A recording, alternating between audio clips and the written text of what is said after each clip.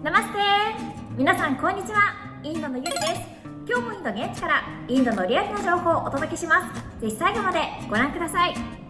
インドも観光がだんだんと再開となり、最近よくインド渡航だったり観光に関するご質問をたくさんいただいています。そこで今回はよくいただくご質問、そして私のインドでの経験を踏まえて、これから初めてインドに来る方向けに事前に知っておいてほしいことを11選まとめました。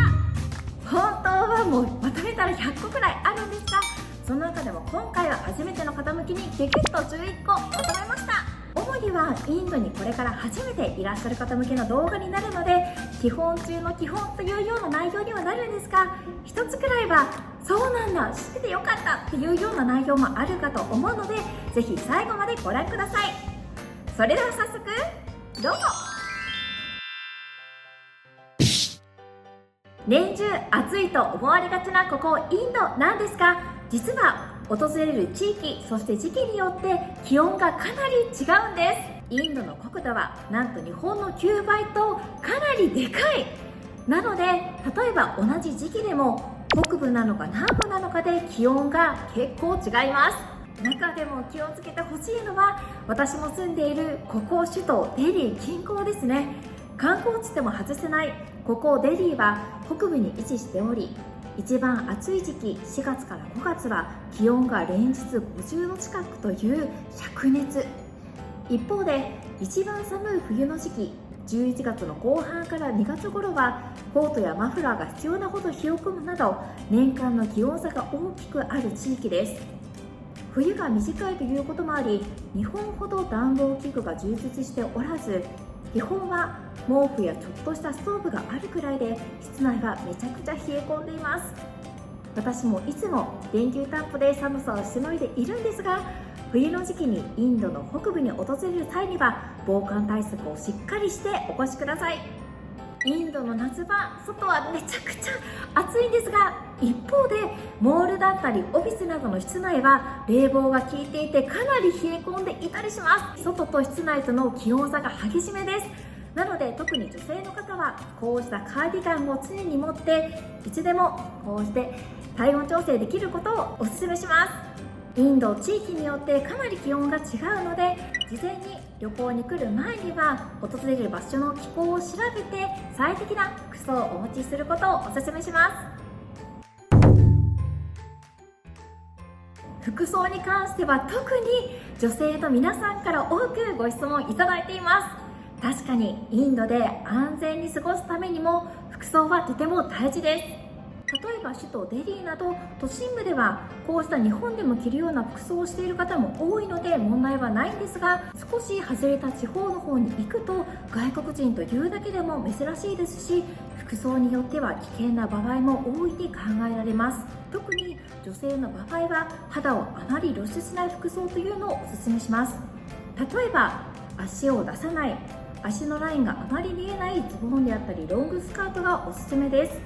あとは胸元が見える服装は極力避けたり、お尻など体のラインが出る服装は避けるということをお勧めします。私の場合、都心部で現在過ごしているので、日本で過ごすのとあまり変わらないこうした服装で過ごすことが多いんですが、やはり旅行で初めて訪れる地域に関してはあまり肌を露出しないなど服装には気をつけていくようにしています。せっかくのインド観光、個人的にはローカルファッションだとお伝えした注意点も全てクリアしてますし、何よりインドとの写真映えもするのでおすすめです。インドにはリーズナブルに服が手に入るローカルマーケットもたくさんあるので、ぜひ現地観光と合わせてお買い物を楽しんでみてください。インドイコール治安が不安定で危険な国というふうにイメージされている方も多いかと思いますが、実は外務省のデータによると危険レベルは1というふうにされているんです。ただ日本とは文化、そして風習いろいろと異なることが多いインド、常に細心の注意を払いつつ楽しむことが大切です。例えばよく言われているのが、置き引きやスリ、詐欺などの軽犯罪は観光客が多く集まる観光地、そして移動で利用する駅や空港、タクシーなどで起こりやすいと言われています。中にはグループで連携した詐欺などもあるので、フレンドリーに声をかけられたとしてもすぐには信用せずに、事前にしっかりと調べて訪れることをお勧めします。特に注意してほしいのは歩きスマホ、そして撮影の時ですね。せっかくの観光地、たくさん撮影したいとは思うんですが、自撮り棒を使って撮影に気を取られていると、そのままスッと撮られる可能性も大いにあります。またポケットに携帯、そして財布などを入れて移動するのは大変危険なので絶対にやめましょう。実は以前うっかり歩きスマホをしながら道を歩いていたら、猛スピードで反対側から自転車がやってきてぶつかって携帯取られそうになったことがあります。その時携帯はですね、でもバキバキになっただけ、あとはちょっと腕を負傷したぐらいなんですが、かなり危険、そしてもうとにかく怖いので、皆さん私のような同じ目に遭わないように歩きスマホは絶対にやめてください。携帯だったり貴重品はこうしたカバンにきちんと入れておく。カバンもこうしてチャックがついた安全性が高いものをおすすめします。これはインドに限らず海外では常識ですね。海外のほとんどの国では日本のように水道設備がきちんと整っていないことが多く、そのまま水道水を飲むのは大変危険です。特にここインドでは注意してください。インド来たばかりの頃もうっかりですね、寝起きに日本と同様にインドでも蛇口をひねってそのまま水を飲んでしまったら、もうその後下してしまってかなり大変な思いをしました。レストランなど外食時お水を飲むとき、一定レベルの飲食店であれば飲み水として水道水が出されるということはまずないので安心していただきたいんですが、ただ屋台やあまり質の良くない飲食店などに行くと水道水を出される場合があるので注意してください。レストランなどで水を出される場合もレストランの衛生状況などを見て飲むかどうか判断しましょう。インドでお水を飲むときはこうした市販のペットボトルだったり、あとは浄水器を通したお水を飲むことをお勧めします。インドにも市販のペットボトル水たくさんあるんですが、有名なところとしてはこちら、コカ・コーラインディア社が出しているキンリーというブランドですね。この青いパッケージが目印です。ビスレリというブランドも有名ですね。こちらはインド国内のミネラルウォーターのシェアナンバーワンのブランドです。ペットボトルのお水を購入するときにも注意。場所によっては中身を水道水に変えられている場合もあるので、きちんと未開封かどうかしっかりと確認して購入しましょう。口をつける場所も保管によっては汚れている場合もあるので、きれいに拭いてから飲むことをお勧めします。お水の使用シーンとしては他にも、歯磨きの時や洗顔も人によっては水道水ではなく市販の水や浄水器の水を使ったり、シャワーもフィルターをつけて使う方もいらっしゃいます。また食器洗いや野菜を洗う時なども水道水を使用するかどうか人によって判断が分かれるところだと思います。私の場合は野菜を洗う時だったり料理で使う水は必ず浄水器の水を使っているんですが、歯磨きだったり洗顔、シャワーなどになるとそのまま水道水を使っています。ただ観光客の方はまだインドの水にも慣れていないと思うので、こうした水には十分と注意されることをお勧めします。インドイコールお腹を下すイメージがあるのか、食事に関するご質問もたくさんいただきます。ここインドには本場のカレーだったりストリートフード、インドならではの美味しい食べ物がたくさんあって最高なんですが、ただ日本からインドに来たばかりの旅行客の方がまだ体がインドに慣れていないということもあるので、胃腸が特に弱い方は注意することをお勧めします。例えばお腹を壊す原因としてよく言われているのは生野菜、香辛料や油、お水あたりですね。生野菜は野菜が新鮮であっても洗う水が原因でお腹を下したり、インド料理には香辛料や油が多く使用されていることも多いので、普段から香辛料をあまり使わない日本人には胃腸にかなり負担がかかります。私も今でこそ生野菜だったりインド料理大丈夫にはなっているんですが、やっぱりインド来たばかりの頃にはよく定期的にお腹を下していて、慣れるまで本当に大変でした。胃腸に自信がない方、そして慣れるまでは極力加熱したものを必ず食べる、胃腸を休ませながらインド料理を楽しむことをお勧めします。私の1週間の食事についてお届けしたんですが、ここインドでもインド料理以外にも体に優しいものたくさん味わえるので、ぜひこちらの動画ご覧になって参考にしてみてください。海外、そしてインドの楽しみの一つといえばストリートフード。インドにもリーズナブルで現地ならではの美味しいストリートフードがたくさんあります。ただお腹が弱い人は特に注意しながら味わうことをお勧めします。インドのストリートフード大好きで、私もよく食べているんですが、食べるときに注意していることとしては、人が多く集まっている回転率がいい屋台を選ぶ、人が多く集まる食事時や夕方の時間帯を狙っていく、雨季の時期は野菜や食材が傷んでいる可能性が大いにあるので極力避ける、こうしたことを心がけながらストリートフードを味わっています。日本ではなかなか見かけないこうしたインドのストリートフード、中には衛生面が不安で謙遜しがちという方もいらっしゃるかと思うんですが、きちんと大丈夫な屋台だったり食材、フードを選べばお腹を下すことなく美味しくいただけると思います。私もあまりお腹はですね丈夫な方ではないんですが、きちんと注意しながら選んでいるので、今までストリートフードで当たったことはありません。インドのストリートフード、がっつりご飯系であったりスナック、そして美味しいデザート、いろいろとあるので、ぜひインドならではの味わってみてください。インドの通貨はルピー。ルピーも紙幣、そしてコインがあって、紙幣は2000、500、200、100、50、20、10、5ルピーの8種類、そしてコインは10、5、2、1ルピーの4種類となっています。1ルピーはだいたい日本円で 1.5 から 1.7 円というふうにシンプルで計算しやすいんですが、実際にキャッシュで現地で使う時には2000ルピーだったり500ルピーと金額が大きいものに関しては使いづらい場合もあるので注意が必要です。例えばウーバーや力車の運転手は細かなキャッシュを十分持ち合わせていないことも多く、お釣りをきちんともらえず多く払ってしまうというケースもあります。なので100ルピーだったり50ルピーなどキャッシュは細かく準備していくことをお勧めします。日本ではお買い物をするときに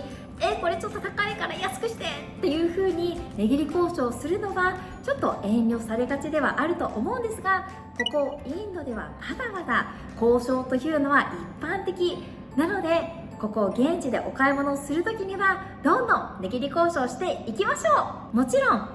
レジを通すようなところやウーバーなどのサービスでは価格が決まっているので値切ることはできないんですが、ローカルマーケットで値札がない場合だったり、力車と直接交渉するなど自分から値段を聞くときには交渉の余地あり、きちんと交渉してリーズナブルにお買い物を楽しみましょう。私はローカルマーケットでの買い物や力車で移動するときには必ず交渉するようにしています。外国人の場合、相場より何倍も高く提示されることも珍しくはありません。なのでローカルマーケットだと似たお店が多くあるのであいみつを取るようにしたり、力車との交渉の時には提示された金額が相場なのか、ウーバーなどのアプリで相場の価格を事前に調べて交渉材料にしています。日本だと至る所、コンビニだったり駅の構内などいろいろなところにトイレがあって便利なんですが、ここインドでは訪れる場所によってトイレ事情がかなり異なります。例えば都市部にある大型ショッピングモールやグレード高めのホテル、空港だったりミドルクラスのレストランやバーなどにはトイレットペーパーがあって清潔なトイレも多いものの、全てではありません。またトイレを使う場合有料というケースも多くあり、例えばローカルマーケット内の公衆トイレやメトロステーションなどのトイレなどは使用料が取られることが一般的です。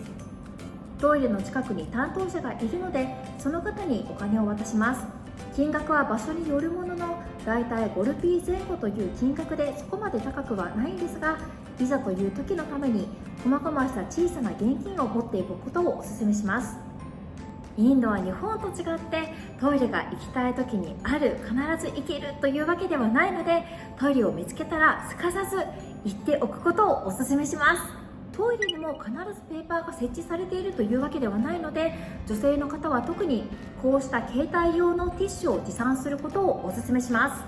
インドのトイレ市場に関しては以前こちらの動画で詳細をまとめているので、ぜひ旅行の前にチェックしてみてください。ここインドは街中が自然動物園と思えるくらい、牛をはじめ野良犬やリス、猿など日本では普段見かけない珍しい動物が街中にたくさんいま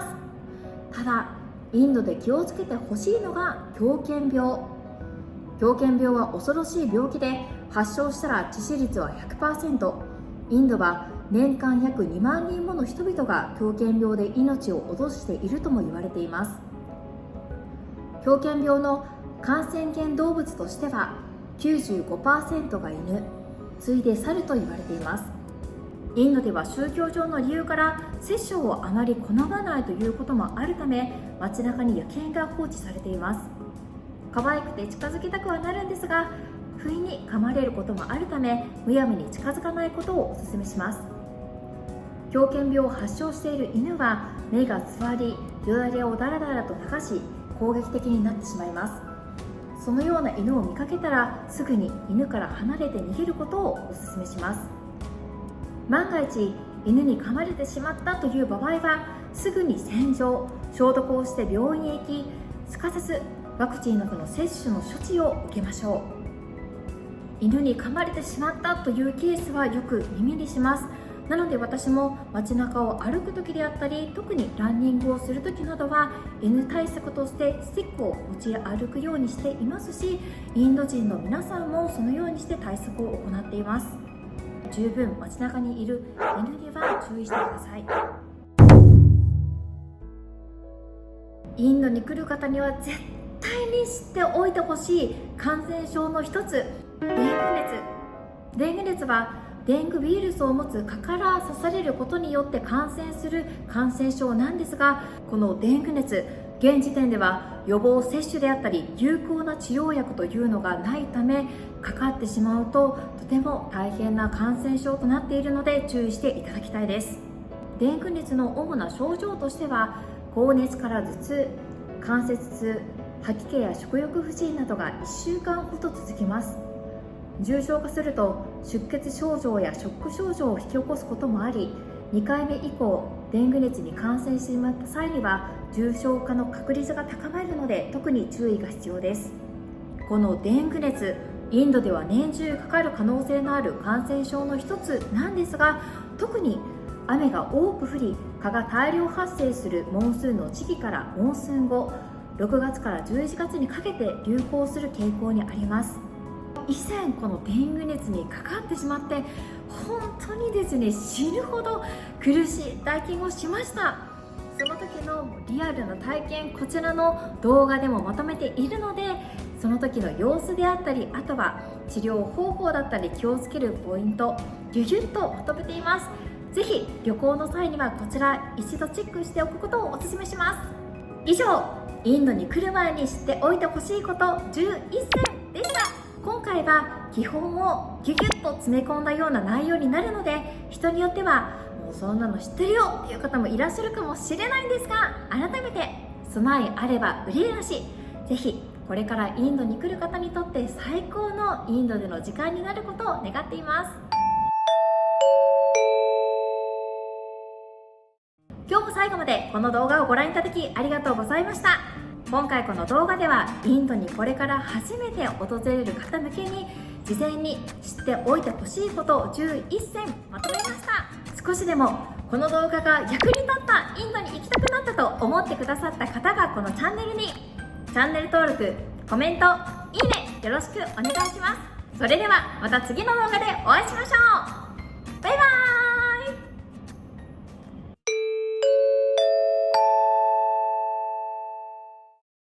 インドにも市販のペットボトルコンビニだったり街の構内駅の構内だインドの夏、外はこの青いペットボトルが青い印が青いパッケージが有名ですこちら1回見ておくことをおすすめしますわあ、今日言えないな。めっちゃテカってる。